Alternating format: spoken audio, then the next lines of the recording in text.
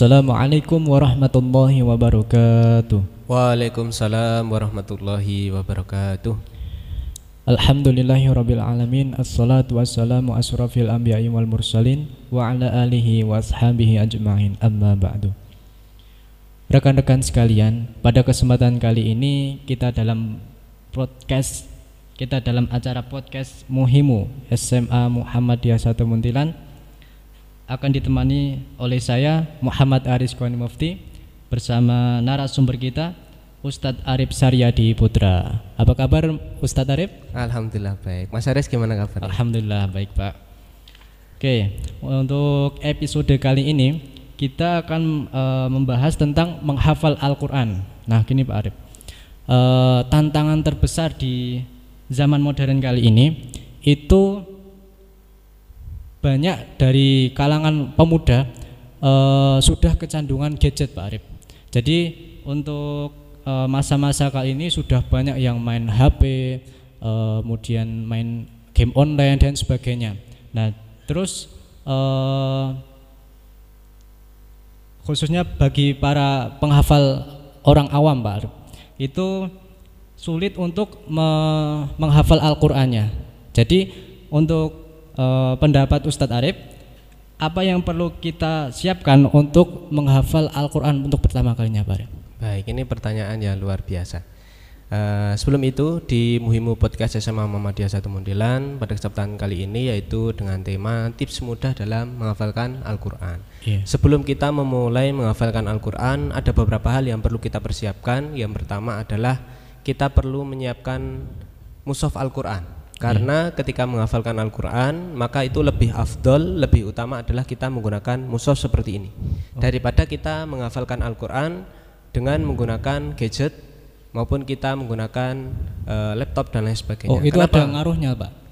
Ya karena kalau kita menggunakan mushaf, ini tentu isinya hanya kita akan berfokus pada firman-firman Allah. Dan ini sudah dilakukan oleh para ulama terdahulu. Sedangkan gadget, nah ini di dalam gadget itu bisa kita isi dengan Al-Quran. Hanya saja kita perlu memahami bahwasanya di dalamnya itu ada aplikasi yang lain. Yeah. Apalagi ada WhatsApp, kemudian ada Instagram, ada media sosial yang lain luar biasa. Nah itu tentu akan mengganggu. Kita perlu menyiapkan satu mushaf tertentu. Ada seorang ustadz pernah mengatakan, sebagai seorang penghafal Quran yang belum menikah, anggaplah Quran itu sebagai istrimu.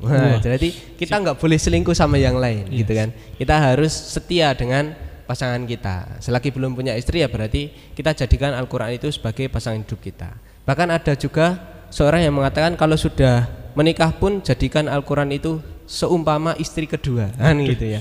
Jadi kita tetap mencintai dan tidak boleh selingkuh, kan gitu. Ya, itu yang pertama yang perlu kita siapkan adalah kita perlu menyiapkan mushaf, dan ini insya Allah mudah dan banyak sekali jenis-jenis mushaf. Nah saya rekomendasikan untuk mushaf ini yang nyaman menurut dia sendiri. Misal ada orang yang kalau mushaf segini itu terlalu besar, maka dia kadang lebih nyaman dengan mushaf yang kecil, sedang atau yang kecil ya.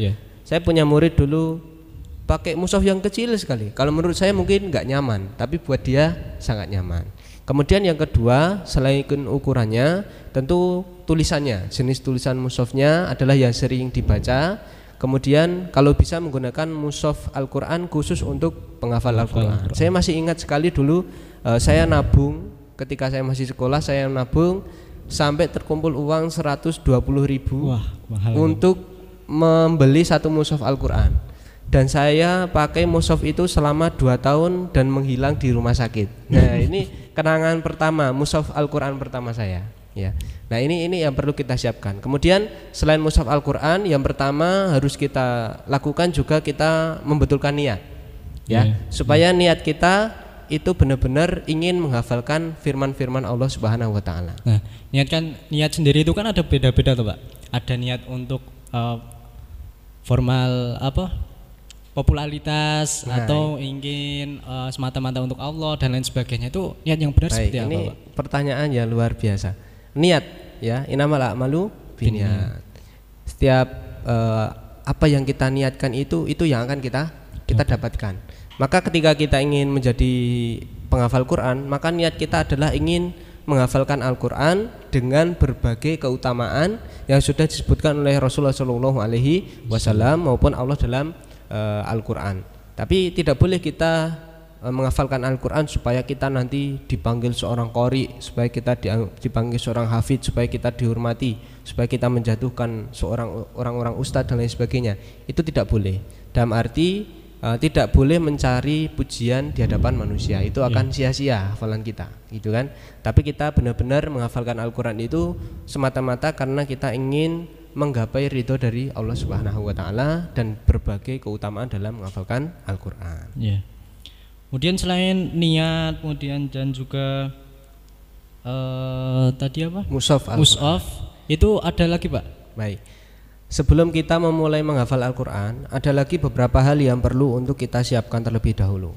Yang pertama mushaf, yang kedua adalah niat, yang ketiga kita perlu mengenali diri sendiri. Bahasanya setiap orang itu punya cara, punya metode dalam menghafalkan Al-Quran. Jadi tidak setiap satu cara yang bagus itu cocok digunakan untuk banyak orang, ya. Artinya setiap orang memiliki caranya sendiri masing-masing. Nah, dari cara-cara ini terbagi menjadi 3 cara atau 3 poin. Poin yang pertama adalah seorang dengan tipe auditori. Orang ini dia lebih mudah menghafalkan Al-Quran dengan cara mendengarkan. Jadi tipenya adalah orang ini ketika ada guru menjelaskan, ada ustadz sedang berceramah, itu dia bisa fokus dalam mendengarkan, ya. Dia lebih fokus kalau ada orang menjelaskan daripada dia membaca. Dan kemudian tipe ciri-ciri yang lain adalah orang ini ketika dalam keadaan bising, jadi ada banyak kerumunan orang, dia itu tipe orang yang nggak bisa fokus. Ketika belajar ada suara televisi nggak bisa fokus, berarti ini adalah tipenya orang-orang auditori. Maka orang-orang seperti ini lebih cocok untuk belajar menghafalkan Al-Quran dengan mendengarkan dari murotal, kemudian dari MP3 dan lain sebagainya. Dan saya sendiri lebih cocok dengan auditori. Kemudian yang kedua adalah tipe orang dengan tipe visualisasi. Artinya orang ini cocok untuk menghafalkan Al-Quran dengan melihat. Ciri-cirinya adalah ketika dia belajar itu lebih mudah dia memahami buku dengan dia membaca sendiri, dan dia susah untuk bisa fokus dalam mendengarkan orang lain, ya. Tentu saja tidak hanya satu. Mungkin ada orang yang bisa dengan tipe auditori bisa, visual bisa, tapi biasanya akan menonjol pada salah satu media tertentu. Kemudian yang ketiga, ciri-cirinya adalah ini yang cukup jarang, ya, yaitu dengan tipe orang kinestetik. Orang ini ketika menghafal Al-Quran dia susah kalau tubuhnya itu diam saja. Dia kalau mendengarkan nggak bisa fokus kalau cuma diam, kalau membaca pun cuma diam nggak bisa fokus. Harus ada tubuhnya yang bergerak, entah kakinya, entah dengan goyang-goyang tubuhnya. Ini harus dipahami supaya dari awal itu tidak salah dalam cara memilih atau cara supaya nanti kedepannya untuk menghafalkan Al-Quran lebih mudah kedepannya. Baik. Oh, ternyata untuk menghafal Al-Quran itu ada beberapa caranya, Pak. Ternyata ada auditori atau mendengar, ya. Kemudian visualisasi atau dengan membaca. Kemudian kinestetik atau tidak dengan dua-duanya, tapi dengan cara yang bergerak atau cara yang lain gitu, ya, Pak. Tipenya lebih kepada dalam kehidupan sehari-hari, mungkin kinestetik lebih cocok untuk orang itu. Nah, untuk tipe Pak Arif atau Ustadz Arif ini gimana? Kalau saya sendiri itu lebih kepada auditori. Yaitu dengan mendengarkan. Ya. Contoh untuk penerapannya Pak Arif ini, Pak? Ya, kalau saya biasanya itu mendengarkan beberapa surat itu dari beberapa ustadz. Jadi setiap ustadz kan pasti cara membacanya berbeda-beda. Kalau saya sendiri untuk murojaah, kemudian untuk menghafal atau surat yang mungkin belum dihafal, dulu itu sering saya mendengarkan terlebih dahulu. Jadi misal Quran surat Maryam, jadi saya dengarkan dulu MP3-nya. Kalau saya dulu 1 halaman, ya, nanti didengarkan 1 hari itu diulang-ulang. Insya Allah nanti tinggal membaca mushaf, ya, 1 sampai 20 kali nanti sudah selesai. Ya, begitu. 1 halaman itu, Pak. Ya, dari mendengarkan. Jadi sudah terngiang-ngiang bacaannya, tapi tentu nanti kita harus pelajari terlebih dahulu beberapa teknik sebelum menerapkan itu. Dan misal kita sedang kegiatan dan lain sebagainya, saya juga sering mendengarkan dari MP3, baik menggunakan headset dan lain sebagainya. Oh gitu, Pak. Oke, selain dari 3 itu, Pak, ada tips yang lain nggak, Pak? Untuk selain 3 itu mungkin untuk tipsnya saya lebih kepada setiap orang itu punya kenyamanan sendiri. Jadi buat dirimu nyaman dan juga dengan niat yang kuat dalam menghafalkan Al-Quran. Kalau malas-malesan ya, apalagi generasi mager, nah itu rasanya agak lama. Ini rawan sekali kali ya, ini, sangat Pak. rawan sekali. Daring ini rawan sekali nih untuk mager ini, Pak. Ya, untuk mager insya Allah itu masalah pribadi, gitu ya. Tapi kalau memang nyamannya begitu dan bisa masuk juga menurut saya tidak masalah, asalkan nanti bisa tercapai tujuan dari menghafalkan Al-Quran. Itu tips yang ketiga. Kemudian yang keempat adalah kita harus belajar terlebih dahulu tahsinul Quran. Ya, tadi dari saya kerucutkan itu menjadi 2. Ada makhorijul huruf, tempat-tempat keluarnya huruf. Jadi kita belajar dari huruf per huruf sampai semua huruf itu kita bisa selesai. Dan dikuasai. Ini agak lama dalam belajar. Dan juga kita harus belajar hukum tajwid. Nah, ini kita harus lakukan sebelum kita mulai menghafalkan Al-Quran. Kenapa? Karena susah sekali ketika seorang itu belum belajar hukum tajwid, belum belajar makhorijul huruf, tapi kemudian dia sudah mulai menghafalkan Al-Quran. Ketika dia sudah hafal, nanti kedepannya akan susah untuk dibenahi. Ya. Nah, ini menjadi salah satu bisa saya katakan pondasi. Ibaratkan hukum tajwid ini adalah pondasi, maka kalau pondasinya kuat, mau dibangun 30 lantai atau 30 juz itu insya Allah mudah, ya kan? Kuat. Tapi kalau pondasinya ini lemah, baru sampai 15 lantai ya atau 16 lantai, 16 juz, itu nanti akan susah ke depannya. Susah sendiri. Kenapa? Karena memang dari awal sulit. Saya dulu pernah punya salah satu murid di TPA saya. Ini hanya murid TPA, bukan salah satu santri. Ini murid TPA saya ini sudah hafal 6 juz. Tapi kemudian baru diketahui dia tidak bisa membedakan mana sa, mana shot. Ya, ketika mati sama semuanya. Kemudian tidak bisa membedakan mana mad jaiz, mana mad wajib dan lain sebagainya. Maka sering teko terabas saja gitu. Nah, ini kemudian ketika mau membetulkan itu sangat susah sekali, ya. Tapi di hafalan yang baru itu bisa, ya. Tapi untuk membetulkan ini sangat sulit. Ya, ini mungkin di lain kesempatan kita belajar tentang makhorijul huruf maupun hukum tajwid. Tapi di kesempatan kali ini kita menekankan tipsnya dulu, yaitu sebelum menghafal Quran kita harus bisa untuk belajar terlebih dahulu pelan-pelan bersama seorang guru untuk belajar tentang tajwid ini. Pak, kalau mau menghafal Quran tapi kemudian dia belum menguasai tajwid, boleh enggak? Boleh, asalkan ada guru yang mendampingi, ya. Jadi nanti distorkan. Kalau salah kan dibetulkan sama gurunya, walaupun dia belum paham masalah tajwid itu. Nanti kedepannya insya Allah akan paham dengan sendirinya, begitu. Tapi kalau gini, Pak, tadi ada kasus itu kan, kasus sudah menghafal tapi belum ada pondasinya itu, Pak. Belum ada tapi itu sudah menghafal banyak juz. Nah, itu untuk menanggulangi masalah yang tajwid itu loh, Pak. Itu gimana, Pak? Diulangi lagi. Diulangi terus. Ya, misal menghafalkan dari juz 30 misal ya. Berarti kita mulai dulu dari surat An-Naba, dia harus menyetorkan kembali. Ya, dengan ustadz atau dengan pembimbingnya siapa, kemudian dengan hukum tajwid yang lebih baik, begitu. Jadi seakan-akan menghafalkan 2 kali. Tapi ini seperti PR tersendiri, tapi sebetulnya tidak terlalu sulit ketika orang itu benar-benar sudah paham masalah tajwid, gitu ya. Gitu Mas Haris. Tapi memang ini sebagai salah satu problem. Jangan sampai nanti kedepannya menghafal Quran tapi belum belajar tajwid, kecuali kalau sudah ada guru tidak masalah, gitu ya. Ada guru yang sudah distorkan. Berarti solusi yang ketiga atau tips yang keempat maksud saya yang keempat itu memperbaiki makhrajul huruf dan ilmu tajwid terlebih dahulu. Itu sebagai pondasi awal untuk menghafal Al-Qur'an, gitu Pak Arif. Ya. Dulu saya pernah ketika di pondok ya bersama dengan di pondok saya Ustadz Abu Hamam Kiryani BA di Borobudur, tapi dulu pernah kedatangan dari Arab Saudi, tapi kurang tahu saya lebihnya dia belajar di universitas mana, tapi yang jelas dia ngambil jurusan Al-Qur'an. Ya waktu itu datang ke pondok kami, kemudian saya menyetorkan kepada beliau surat Al-Fatihah. Saya masih ingat. Saya menyetorkan surat Al-Fatihah pertama kali salah 5 tempat. Jadi 5 tempat salah Al-Fatihah itu. Iya. Kemudian saya membetulkan selama 3-4 hari, saya setorkan kembali kepada beliau. Tadinya salah 5 ya. Iya. Kemudian jadi 7. Jadi setelah dibetulkan tambah 2 lagi. Ya. Tapi kemudian butuh waktu itu saya 40 hari baru bisa menyelesaikan Quran surat Al-Fatihah. 1 bulan lebih itu Pak. 1 bulan menghafalkan Al-Qur'an. Iya, padahal Al-Fatihah. Iya, dan termasuk guru ngaji saya dulu juga menyetorkan kepada beliau, tapi ternyata masih ada yang salah.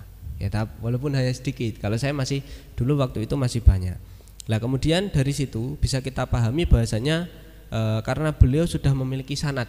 Sanad itu tersambung kepada Rasulullah SAW. Saya sudah agak lupa beliau mendapat sanad yang ke-40 berapa. Jadi dari Rasulullah kepada sahabatnya siapa, terus sampai kepada beliau. Jadi kalau kita urutkan, oh ternyata belajar ilmu tajwid dan juga hafalan Al-Qur'annya itu sampai kepada Rasulullah SAW. Tapi di daerah kita ini tidak banyak yang memiliki sanad. Setidaknya kita tetap menghafalkan Al-Qur'an. Begitu. Ada orang yang belajar hukum tajwid dan di YouTube ada, cuman saya menyarankan untuk melihat tidak masalah, tapi kalau bisa ada guru langsung yang bisa menemani kita itu lebih baik. Kemudian yang selanjutnya kita harus istiqomah dalam menghafalkan Al-Qur'an. Nah ini istiqomah ini bukan tetangganya Mas Aris ya. Iya, itu bi istiqomah.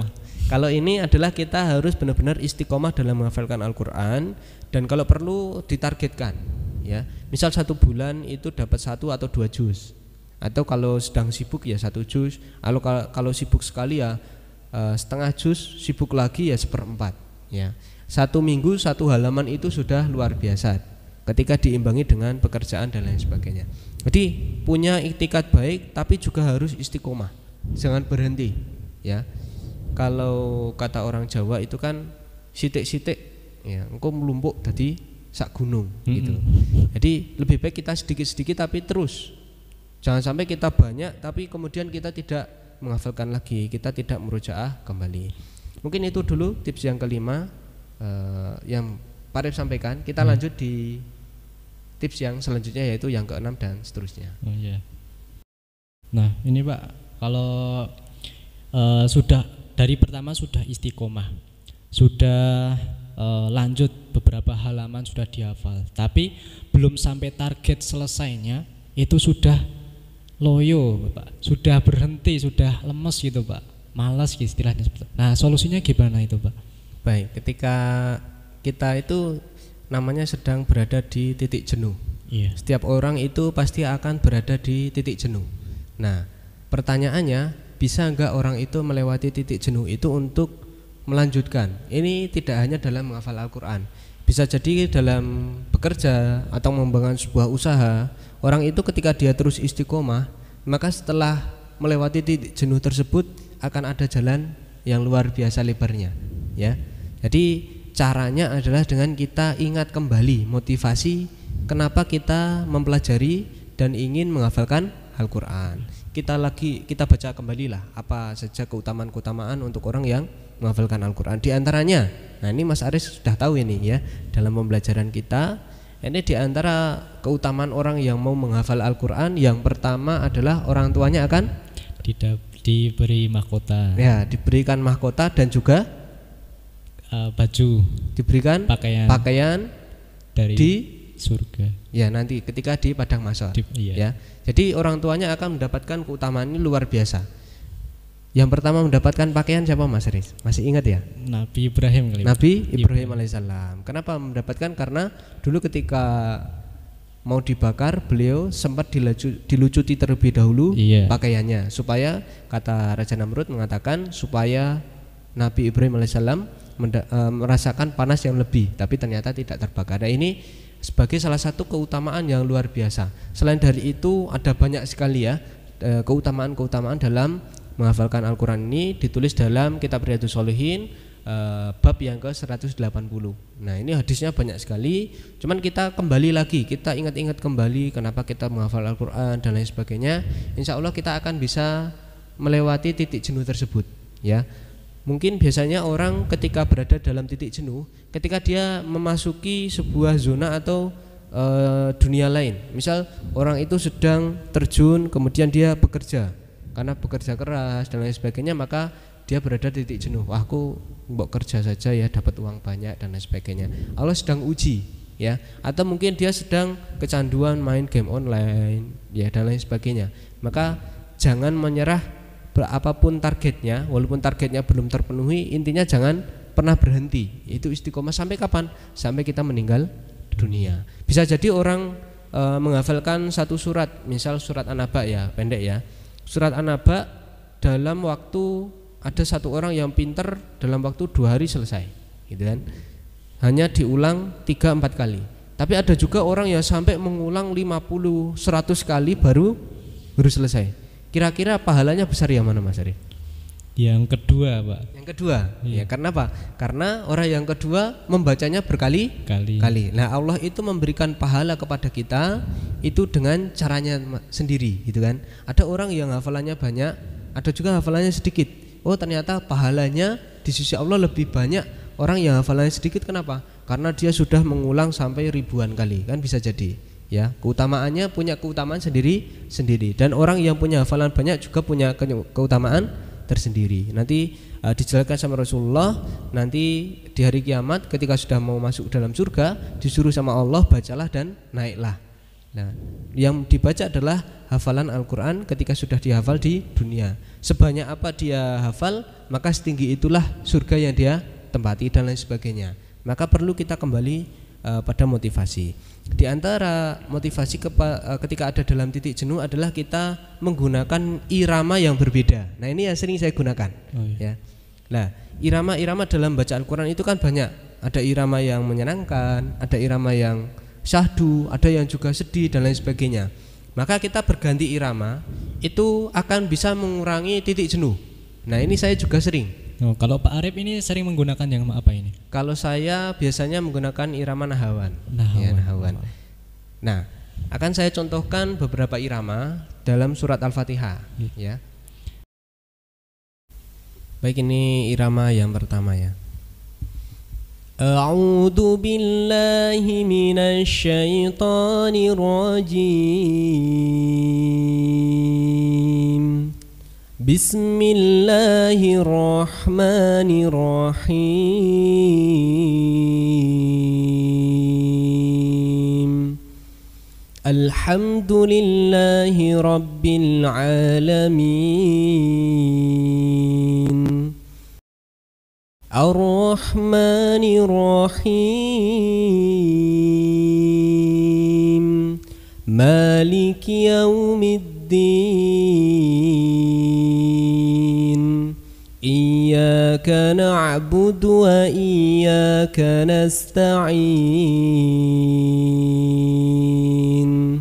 Ihdinas siratal mustaqim. Siratal ladzina an'amta 'alaihim ghairil maghdubi 'alaihim waladdallin.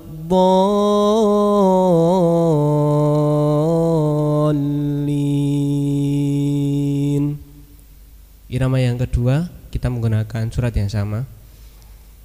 Alhamdulillahi rabbil alamin. Ar-Rahmanir-Rahim. Maliki yaumiddin. Iyyaka na'budu wa iyyaka nasta'in. Ihdinas siratal mustaqim. Siratal ladzina an'amta 'alaihim ghairil maghdubi 'alaihim waladdallin. Irama yang ketiga ini menirukan syekh kesukaan saya, yaitu Syekh Abdurrahman Al-Ausi. Alhamdulillahi rabbil alamin arrahmanir rahim maliki yaumiddin iyyaka na'budu wa iyyaka nasta'in ihdinas siratal mustaqim siratal ladzina an'amta 'alaihim ghairil maghdubi 'alaihim waladdallin.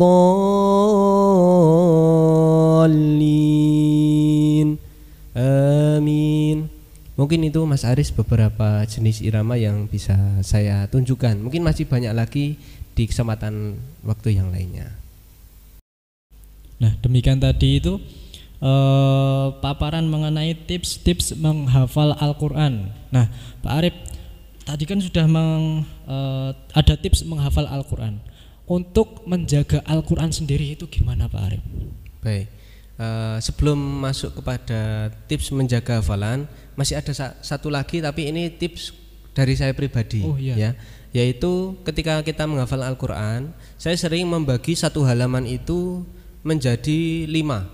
Jadi karena di dalam Al-Quran saya itu ada 15 baris, saya bagi menjadi 5. Jadi satu poinnya ada 3 baris kurang lebih. Ya, kalau menggunakan mushaf hafalan seperti ini sudah ada warnanya. Jadi satu warna itu dulu ketika di pondok saya kesulitan. 6 bulan pertama saya akui saya kesulitan. Kenapa? Karena untuk menyetorkan waktu itu hanya habis maghrib dan juga habis subuh. Sedangkan ketika menghafalkan Al-Quran itu biasanya dulu sulit sekali. Satu halaman sehari itu merasa sulit. Tapi kemudian dengan metode ini saya sangat dimudahkan, yaitu satu hari dibagi 5. Kemudian baris pertama nanti habis habis subuh, 3 baris pertama, 3 baris kedua habis duhur, 3 baris ketiga habis asar, 3 baris keempat habis maghrib, 3 baris terakhir habis isya. Ya, kemudian selesailah satu halaman.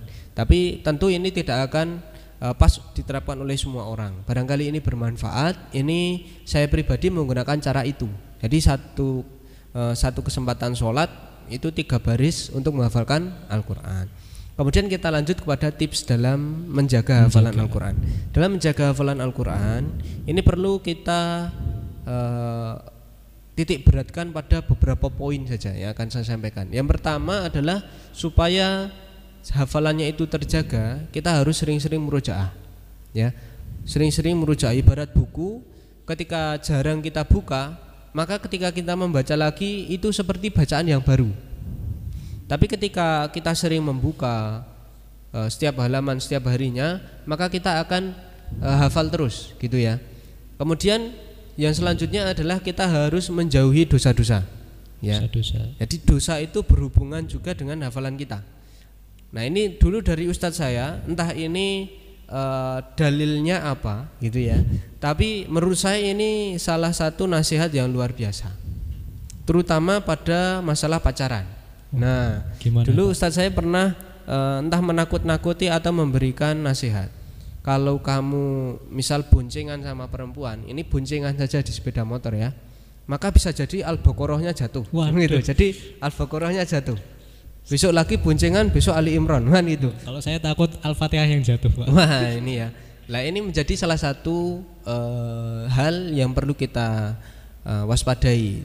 Tapi tidak hanya pada masalah pacaran dan juga yang lainnya ya, terutama dosa-dosa besar, maka kita harus menjauhi itu supaya kita kemudian di kemudian hari kita benar-benar dijaga oleh Allah Subhanahu wa taala dalam hafalan Al-Qur'annya ini. Kemudian selain itu, dalam menjaga hafalan kita juga harus menjaga pergaulan. Pergaulan yang sehat akan memberikan kepada kita pergaulan yang sehat pula, gitu ya. Kalau kita punya teman-teman yang tidak sehat dalam beraktivitas, misal mainnya sampai jam 2 pagi, jam 3 pagi itu setiap hari. Nah, itu dilakukan dan tidak bermanfaat. Lah itu tentu nanti subuhnya keteteran dan lain sebagainya, dan akan berimbas pula semuanya kepada hafalan Al-Quran kita. Gitu Mas Haris. Oh gitu. Jadi seperti itu untuk episode podcast Muhimu SMA Muhammadiyah 1 Muntilan ini mengenai tips-tips menghafal Al-Quran dan juga tips menjaga hafalan. Oke, untuk selanjutnya nantikan video-video selanjutnya dari Muhimu Podcast SMA Muhammadiyah 1 Muntilan. Assalamualaikum warahmatullahi wabarakatuh.